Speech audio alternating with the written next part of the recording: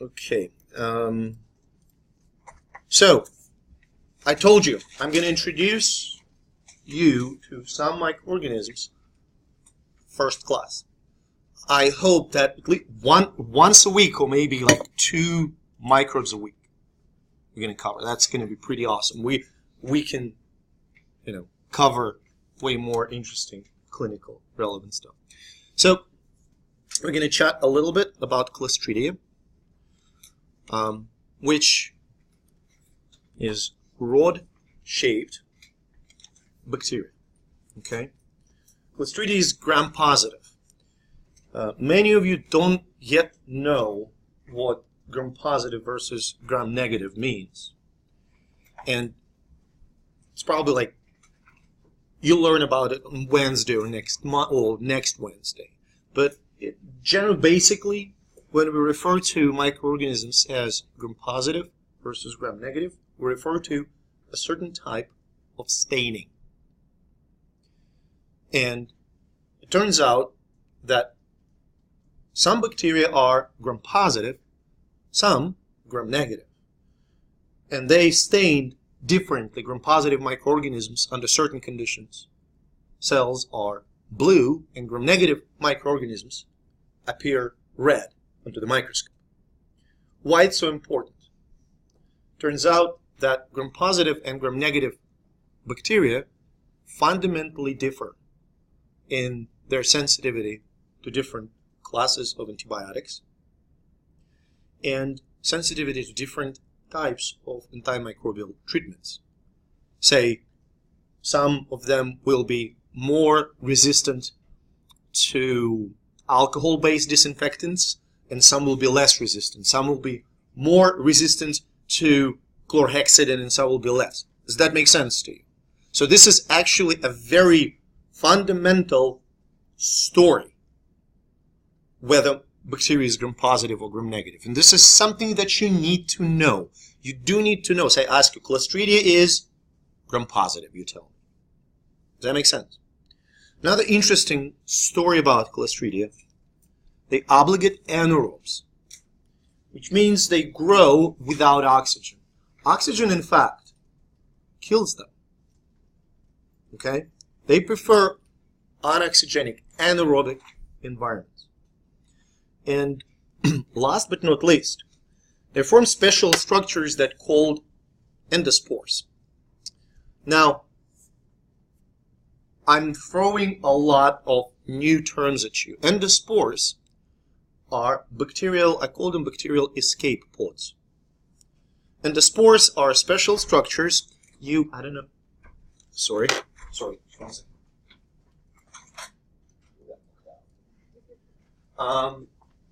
And the spores are special structures. You may be able to see them. I will try to point at one. You see those tiny, tiny green dots on the picture inside of the cell. Like they're really hard to spot. But like this cell here, I don't know if you can see on the screen, but it kind of has a tiny little dot at the top end. This is endospore. You will see them better. Endospore is the structure that these bacteria form when they are drying out or don't have enough nutrients to basically survive through those unwelcoming environments. Does that make sense here?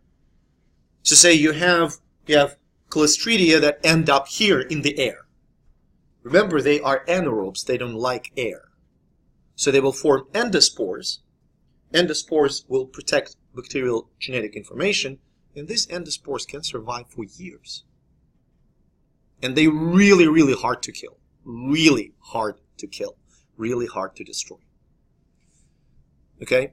Now, which clinical diseases are associated with Clostridia? You may have heard about Clostridium botulinum, causative agent of the disease known as botulism. Botulism is a food-mediated disease mostly. So when people do like canning, okay, say they do pickles, okay, and they don't sterilize the jar and the lid properly, some Clostridia, those microorganisms can be found in the soil. Clostridia may end up in the jar, okay? And think about this. The jar is filled with fluid and vegetables, whatever. There is not really enough air. For Clostridia, it's a perfect environment. A lot of nutrients, no air, and it starts to reproduce. And if it's Clostridium botulinum, it's going to produce neurotoxin, which inhibits the release of acetylcholine, the neuromuscular junction. When there is no acetylcholine produced at the neuromuscular junction, muscle cannot contract. The person develops flaccid paralysis. Botulism is extremely rare in the United States. The case that I heard about a year ago in California, family of 4, mother, father, and 2 kids, they contracted botulism by consuming some food, salad, a sandwich, something like that. Mother didn't make it, father and kids did. The main problem is disease isn't caused by bacteria itself. Bacteria produces a toxin in this case. So antibiotics are useless. It's antitoxin that is used for treatment. That makes sense so far. Now, Clostridium tetani is a causative agent of the disease known as tetanus or lockjaw. In this case, toxin that is produced by Clostridium tetani inhibits. Now that's going to be like really, really complicated. So we have inhibitory neurons, upper motor neurons that extend from the motor cortex that actually inhibit muscle contraction, that relax the muscles. Does that make sense? This toxin inhibits inhibition. So muscles become constantly contracted, leading to spastic paralysis. The person, like this is a baby that demonstrates all the characteristic symptoms of tetanus. Arched back, okay, clenched fists. The elbows may or may not be fully flexed. We don't see the face, but usually it's a greening face because of the paralysis of the facial muscles. Okay, lockjaw tetanus usually is treated by antitoxin and myorelaxin drugs. But what's awesome about tetanus? We can vaccinate against it. It's a component of a vaccine that you know as DTaP, and T stands for tetanus. Now, how people contract tetanus? From the environment. It's a common soil bacteria. That's why when people injure themselves with something like a nail or like a tool, that shovel, or they get bitten by an animal, in addition to the rabies shot, they will get a tetanus shot. Just to make sure, just because here's the deal: when you get a vaccine, hopefully you're protected, and you're probably protected against minor scrapes and minor injuries. But if it's something serious, if soil gets in the bloodstream, sort of, okay, then you should get a tetanus shot just to make sure that you don't develop this quite terrible condition. Make sense? Clostridium perfringens. Disclaimer, yes, it can cause diarrhea, but we're not about it. Most common disease associated with Clostridium perfringens is gas gangrene. Okay, so this microorganism is anaerobic. So if you have fully functional tissues, even if you injure them, you're going to be fine. You're not going to develop gangrene. But if those tissues got frostbite, or if you're diabetic, or something else reduced the blood flow to the site of an injury, the tissues become hypoxic. For Clostridium perfringens, it's the perfect environment. And it will start to replicate in the tissues, releasing a so-called alpha toxin. which quite literally breaks down your cells. So this is a leg of a person with gas gangrene. Okay, you can see that it's blue due to the necrosis. Those large kind of boils are pus and products of bacterial metabolism, basically. A lot of gas is produced due to the bacterial metabolism. This is why limbs that are gangrenous, they smell funny, okay, not pleasant. And one of the population that is especially susceptible to gas gangrene, people with diabetes. Peripheral circulation is poor. Injuries heal very, very slowly. And if this microorganism gets in the wound, it can cause gangrene. You will be surprised, but sometimes people don't even notice that. I spoke to a guy who worked as an ER doc, and I said that one of the most common things, not common, but kind of, things that happen often, over and over again, when we were in Louisiana, African American population suffers from diabetes quite tremendously, and due to the skin color, they don't see color change when gangrene sets on. So he had people coming over saying, "Doctor, my feet smell funny." Says, "Well, prepare the OR, we're going to chop your foot off." Not in that language, but basically, you have a gangrene, your foot is gone. We have to cut it off so, it doesn't move anywhere forward. And the thing is, people don't feel pain because nerve endings are destroyed. So it's not really such a painful condition, okay? So this is basically kind of preventable condition. You have to make sure that there are no blisters, stuff like that, that everything is clean, you don't walk bare feet around, you should be fine. But one of the most life-claiming diseases in the United States is Clostridium difficile or C. diff. Fecal oral transmission in the nosocomial settings, mostly. There are people that carry Clostridium difficile in their guts without any symptoms. That's pretty common in human population. But what makes it so deadly? It can be present in your guts without any symptoms because other microorganisms that populate your large intestine keep it in check. But then if you receive a long course of antibiotic treatment for some other condition, this antibiotic will destroy the normal microbial population of the gut, and Clostridium will get sort of an advantage, an upper hand.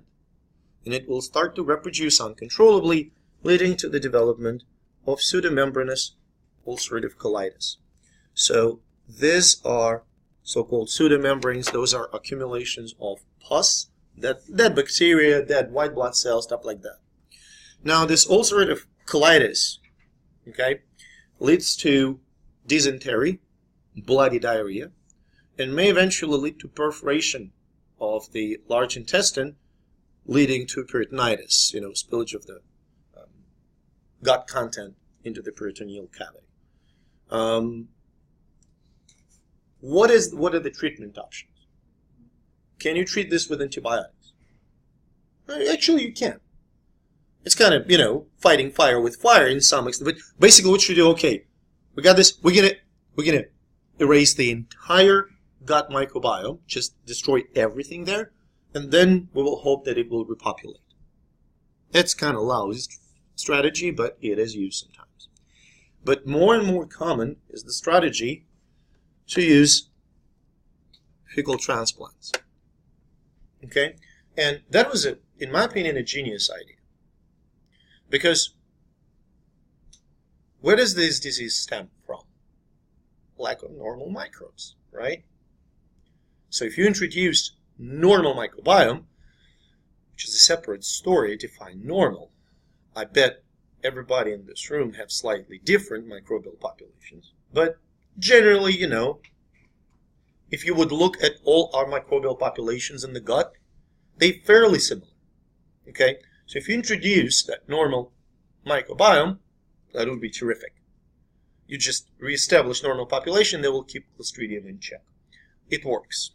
It all started in a very unpleasant manner. Original fecal transplants were performed orally. It was fecal suspension. It wasn't perfect for many reasons, and one of those reasons, those microbes had to go through the stomach, which is terrible. It's acid. And they had to stay in the acid for like hours. So it's not good for the transplant.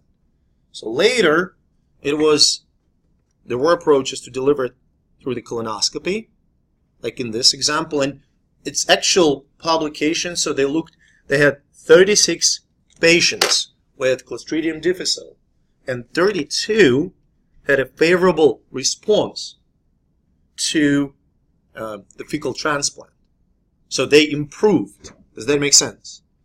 4 that didn't had some kind of pre-existing condition, which, they were very, very sick. Now there are companies that produce fecal transplants in the form of a pill. So it's a frozen human fecal matter that is encapsulated. So when you swallow it, it goes all the way to the gut, and only in the gut the coverage dissolves. So it doesn't release microbes until it gets where it needs to be. And in fact, you can donate poop, and you will get paid for it. At Cleveland Clinic, 2 of my students explored it as the possible source of sustainable income. They figured out it's not going to work. You can't do it like on a day-to-day basis, because every time they take a sample and then they figure out if you basically eligible, if you fit to donate, if your microbial population is good. But you actually get paid not much, something like 25 or 40 bucks. Still, yeah, not bad.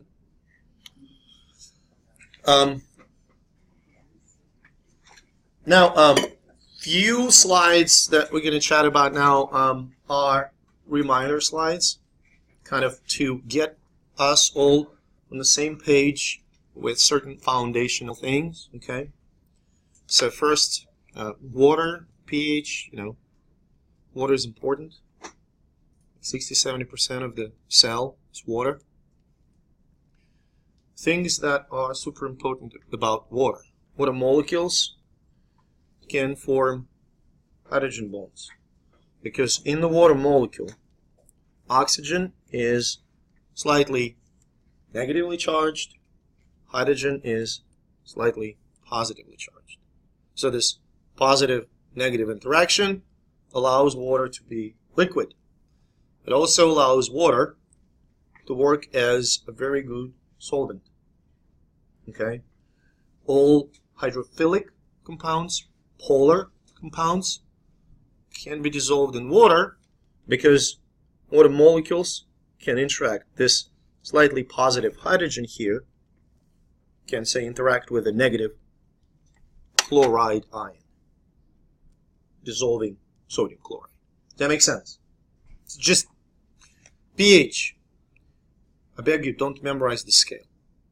By this I mean, don't memorize that lemon juice has a pH of 2.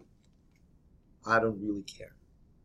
But what I do care about, and what you must, absolutely must know, neutral is 7. Anything from 7 and up is basic or alkaline. Anything from 7 and down is acidic. So if in the question you see lower pH, you have to think acid. Higher pH, base. If I ask you what happens with pH when you add acid, you tell me it gets lower. Am I clear? So I consider that you know it. And I know sometimes you get confused. Don't be. That's all I can say. Really, like, this is the fundamental story that you have to know. Am I clear? I expect you to know that. Now, some basic chemicals that we're going to talk about, just to remind you what they look like. Carbohydrates. Sugars consist of carbon, hydrogen, and oxygen. In this course, I'm really proud to announce I'm not asking a single chemical formula. So don't worry about it, just, giving you an idea. You can get monosaccharides, disaccharides, or polysaccharides. What I really want you to focus on these different types of sugar molecules. How you make a polysaccharide. You get a lot of monosaccharides and put them together. When you put them together, water is released. So, reaction of polysaccharide synthesis is called a reaction of dehydration. Does that make sense? Now, if you need to break down a polysaccharide, like starch or glycogen, what do you need to add? Water. Does that make sense? So you can break down polysaccharide in the reaction of hydrolysis. You good? Now, I'm not going to ask you which of the following says disaccharide. I don't know. Starch, glycogen, glucose, or sucrose, which is sucrose. I'm not going to ask you those questions. I'm not that much focused, it's not a nutrition class.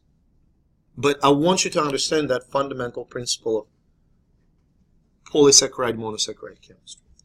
Functionally, energy, first and foremost, a lot of structural functions. Okay, cell wall of bacteria consists of various carbohydrates. Okay,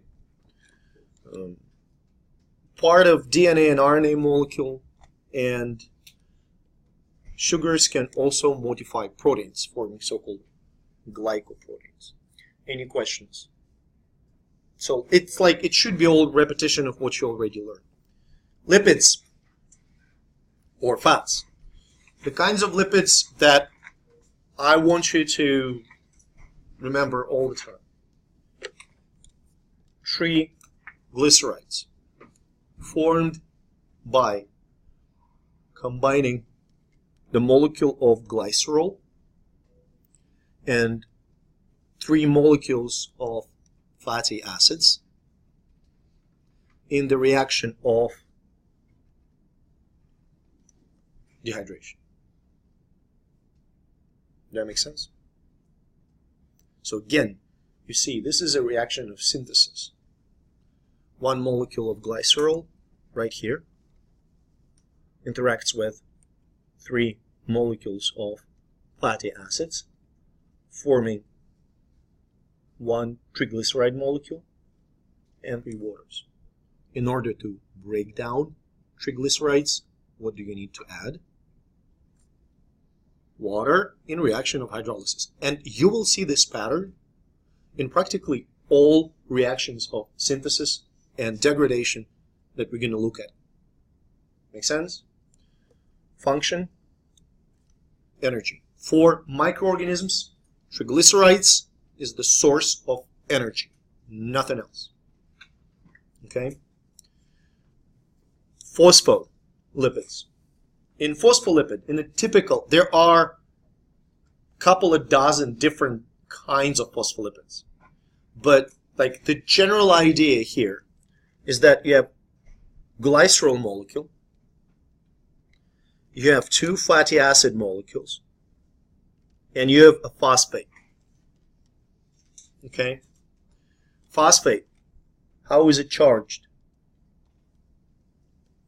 Can you see that? Negative. So there's negative charge. It's charged, therefore it's hydrophobicophilic. If it's charged, it's If it's, come on. If it's charged, it's hydrophilic. Yes. If it's charged, it's hydrophilic, meaning that this part of the phospholipid can very effectively interact with water. Does that make sense? So this is the hydrophilic head of a phospholipid molecule. This hydrophilic head, the phospholipid molecule, is exposed outside in phospholipid bilayer that forms any cellular membrane. Am I clear? So these are hydrophilic heads. These are hydrophilic heads. Between these hydrophilic heads is the layer of hydrophobic tails. So membrane is hydrophilic on the outside and hydrophobic on the inside, which makes it a perfect barrier. You got it? Sterols here. There are two types of this polycyclic lipids.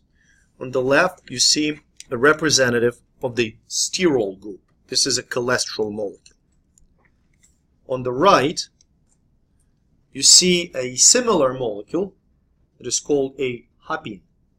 Hapine is the representative of the group of chemicals called hopanoids. So why they're different? Sterols are found in eukaryotic membrane. Does that make sense? Fungi, plants, protozoa, eukaryotes have sterol, cholesterol mainly, in the membrane. Bacteria have hopanoids. We're good? You may ask, okay, so what? Why are they there? Membrane is the barrier, as we just talked about, right? And this barrier sometimes should be very, very rigid, and sometimes should be fairly flexible. Does that make sense? Sterols regulate the rigidity or fluidity of the membrane. When there are a lot of sterols in eukaryotes or a lot of hopanoids in the bacteria, that part of the membrane becomes more rigid, preventing, say, proteins from moving around, not allowing it to fluctuate and stuff like that. Does that make sense? So it basically regulates the fluidity of the membrane. Sterols do it for eukaryotes, hopanoids do it for bacteria. We good? Any questions?